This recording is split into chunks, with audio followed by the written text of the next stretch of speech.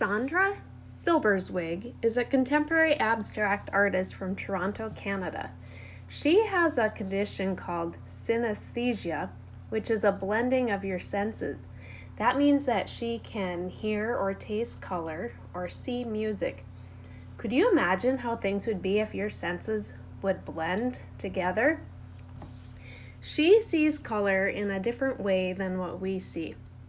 She uses a lot of bright colors in her artwork and a lot of patterns and short lines. I hope that you will enjoy this project. Alright, so let's get started. You are going to need a black piece of paper, construction paper or cardstock, and a pencil. And I'm going to be using a blue sheet of paper so that you can see my drawing, because you wouldn't be able to see it very well if it was on black.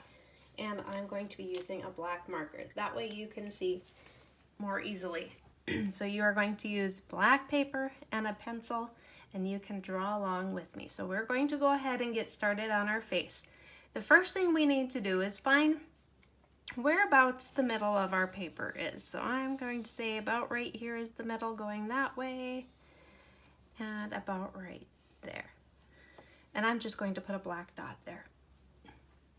From my black dot, I am going to make a vertical line going all the way up to the top. And vertical is an up and down line. So I'm going to draw a vertical line all the way up to the top of my paper. Then I'm going to come back down to my dot, and I'm going to draw a shorter horizontal line. And this will be like the bottom part of the nose. So I could make it really short, or I could go about midway right there. And I think that's about where I'm going to go to. So I'm going to make a horizontal. Horizontal is going across. Okay. Now I'm going to go up to the top of my paper, and I'm going to leave about a 1 to 2 finger space. So leaving a nice space, and I'm going to make a parallel line. Parallel means it goes exactly alongside it. And I'm going to stop when I get close to the bottom there. And then I'm going to make a parallel line with my horizontal line, just like that, and a short vertical line to close it up. So that's the nose portion of it. Next, we're going to make the eyes. And the eyes are going to be an elliptical shape, which is like the shape of a football. It's an oval with points. And so when I make my eye, I'm going to come, I think I'm going to make this one about right here. And I want them nice and big. Making that arch. Then I'm going to make a line to close that up. And I'm going to come around and do the opposite down here. And there is my eye, my elliptical shape that looks like a football. All I would need is to add some lines and I'd have a football. Now I'm going to go ahead and draw the next eye. And this is abstract art. So that means it doesn't look realistic. And in abstract, things don't have to be exactly where they are meant to be either. So that means I could do the eye right across from here, or I could go ahead and make it a little bit lower, which is what I think I'm going to do. So I'm going to draw a big arch to the end of the paper. I'm going to close that line up and close that one up like that. And it looks like even one of my eyes is bigger than the other eye, which is okay because this is abstract art.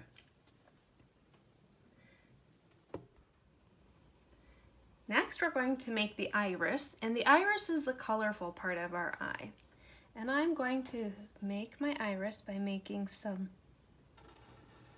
kind of like parentheses, round lines, like half circles. I'm going to come back over here, do the same thing, make a set of parenthesis marks.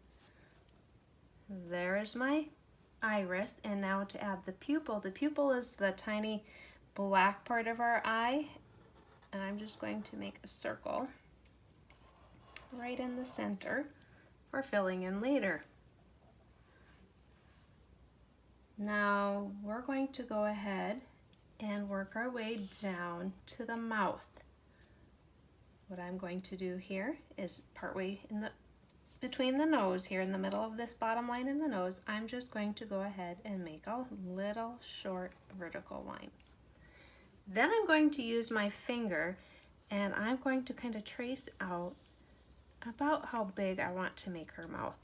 So when we use our finger, it kind of helps us visualize how big we want to make something or what part of our paper we want, where exactly we want to make it. So I'm kind of using my finger, and I think that's about how big I want to make the mouth. So what I'm going to do is come up and around. It kind of looks like a frowny face right there. Close it up. And then I'm going to do just like I did the eye. Bring my line up there. It didn't quite go up right there, but that's okay. I'm just going to make my line a little bit thicker. And remember, we're going to be using glue to go over our lines too. Okay, coming down from this line, I'm going to make a chin line, just a short little line. And I'm going to bring and curve that up. And you can use your finger first to kind of decide how far up you want to go, what would look right. And I'll do the same thing over here. This is going to be the face. I'm going to turn my paper. Kind of crooked, but that's okay. This is abstract art. Next, we're going to make the necklines. So I'm going to take and probably put her necklines about right here. She's a little off center of my paper. So I'm going to kind of make the neckline go under where the mouth part is. So I'm going to do some shorter vertical lines. I'm going to use a slightly curved up line to show the neck. And then I'm just going to come off to make the shoulders with a diagonal line. So starting at the bottom of the neck, go off the shoulders. Now I'm going to go back up to my eyes. And I'm going to add in some eyelashes. And I could do like fun curly ones, or I could just do some straight lines going up on the eyelid. Remember, abstract means it's not going to look realistic. You could go ahead and you could even do some arch lines for an eyebrow if you wanted. And I think I might still do some straight lines going up on this eyelid for eyelashes too. Okay. Now what we're going to do is section off our face. And when we put color into here, we're going to use bright colors in each section. So each section will be like a different shade of colors. And I'm going to just draw a line straight off there. If you wanted to do a circle for a round cheek, you could. You could do one on both sides if you wanted. From here, I think I might actually, let's see, I'm going to maybe draw a line going down through here. So that means this section in here would be a color. You could do some different shapes, different lines like zigzag lines. I'm just going to go zigzag through part of the top of that.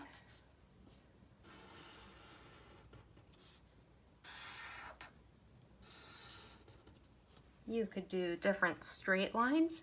You section it how you want. And I think down here, because I don't want this just to all be the same color, I'm just going to draw some different lines in here to break up the shirt part. I'll even go like that. Could add in some diagonal lines. There. I think I like it like that. So now we're getting ready for the fun part. The fun part is adding the color in. So get your chalks ready for this part. I got a little too excited about talking about how we were going to add color next, but it's not color we're going to add next. We need to add glue. We're going to be tracing over our lines with a glue bottle. And I'm just going to take a regular white glue bottle.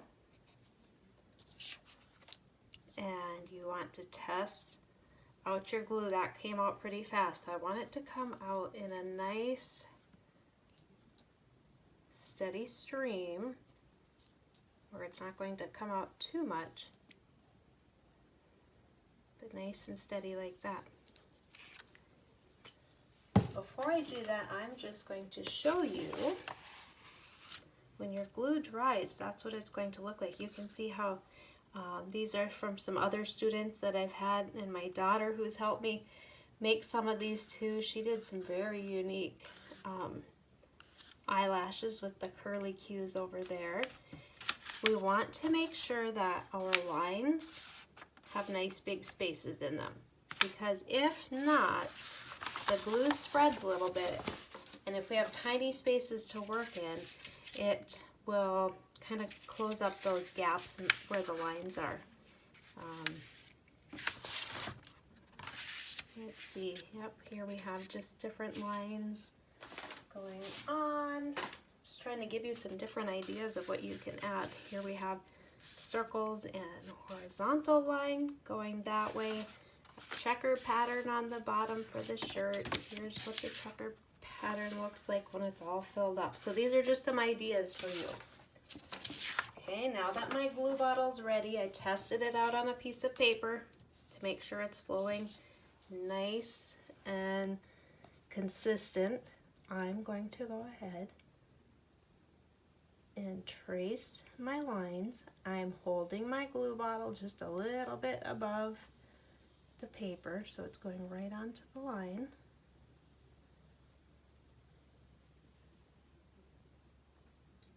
And you're going to go ahead and trace every single pencil line you have. So go ahead, stop the video if you want, and add all your lines. What you're going to need to do now is wait for this to dry a while before we can add the color. So if you have a hair dryer, if you want to dry it quicker, you could. I would just be careful though with the hair dryer. It could blow your glue around, or just be patient and give it a good couple hours to dry, and then come back and do the color part with me. Now for my favorite part, adding color. And I love color. There are so many different ways to play around with colors, so many different fun combinations, but what I'm going to teach you in this part is about analogous colors. Now if you have a color wheel, that might be helpful as you're working on this project. And I just happened to grab my paint swatches and kind of quickly created a color wheel out in front of me here.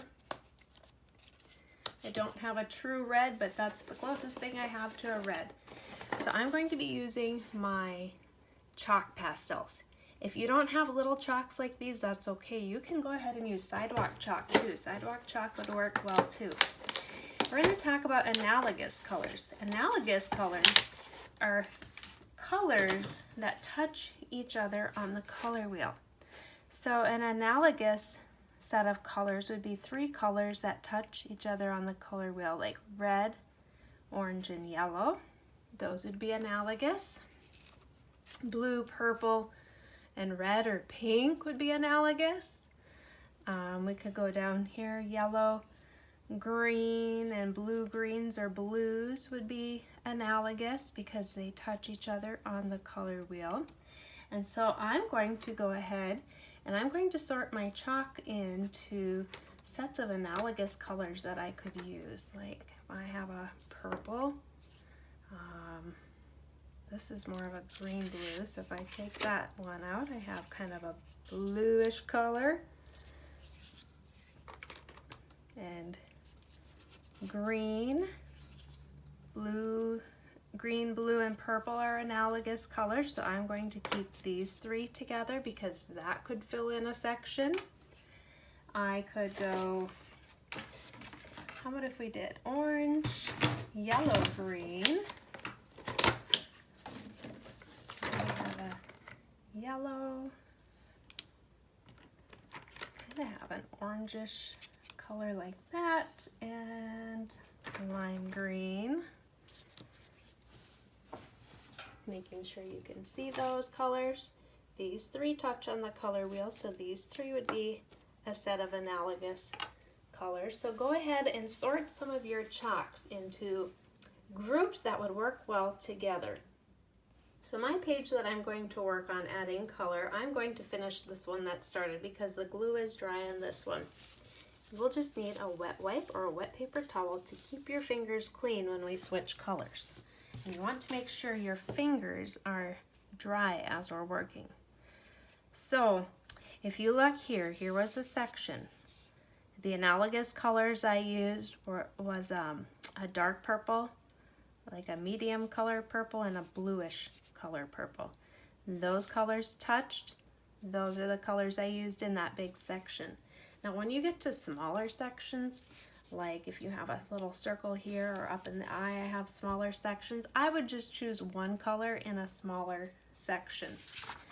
Down here I have my shirt, my checkered shirt. I would probably just use one color in each square for the shirt. But on the bigger sections, I'm going to get creative with color, and I'm going to add in some analogous colors. I'm going to use this one right here, the orange, yellow, and green. Now, chalk is made up of tiny particles of pigment. And so when I use chalk, I don't have to fill in the space completely because these little dust particles of pigment, I'm going to use my finger to blend them. So I'm quickly just filling in some color here, getting the pigment onto the paper, these dust particles.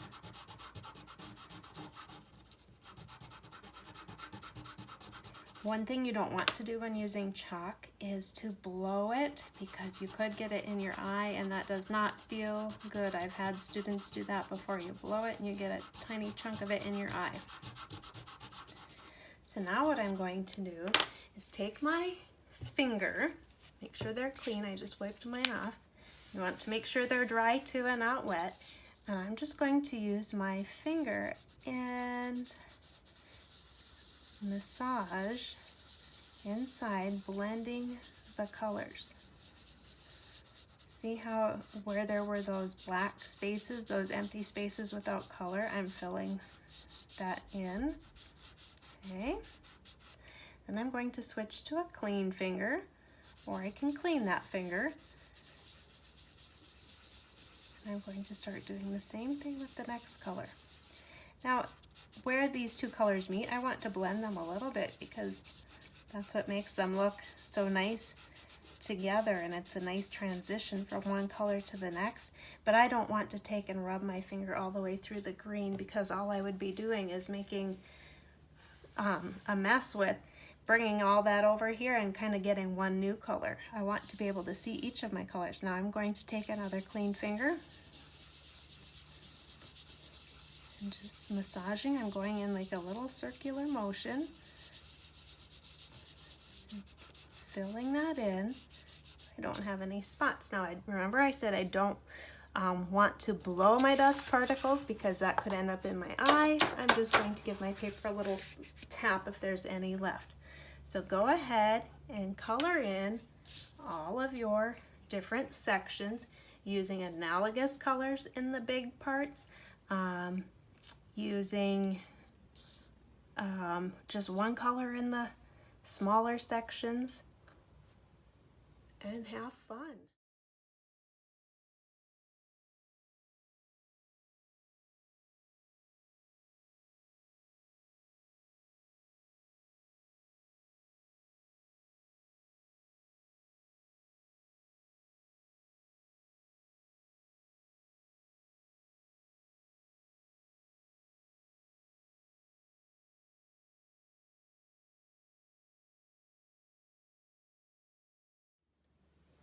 Now we're going to go ahead and we are going to add short lines to fill in our spaces to give it a more interesting effect. Sandra Silberzweig uses a lot of different short lines, straight lines in her paintings, in her drawings, just to give it more of an interesting look. And it kind of brings out different colors and different colors pop. So here we have lighter colors, lighter and brighter colors on those dark colors. This might not have been the best choice right here. You can kind of see a little bit of the orange color. So when you are using a dark color in the background, you want to use a light color for your pattern on top. When you have a light color in your background, like this one, you'll want to use a darker color on the top to make some different short lines. So I'm going to go ahead and show you how I just quickly add little short lines to fill in those spaces. Just lifting up and making little dashes. Do you see how this light blue, the light color, but it's pretty bright on the dark background there? I'm going to use, since this is a little bit darker here, I might use a darker color. And I'm going to go, same thing, just little short lines. You could do zigzag lines to fill in a space. This is pretty dark, so I'm going to use this light blue here. And see if I can get some zigzags across my eyelashes there.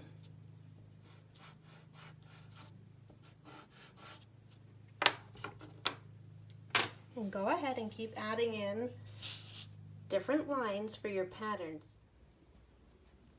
So now once you are all finished with your chalk pastel coloring and line drawing, what you can do, because chalk smears and smudges, is you can place a fixative on it, which would be like hairspray.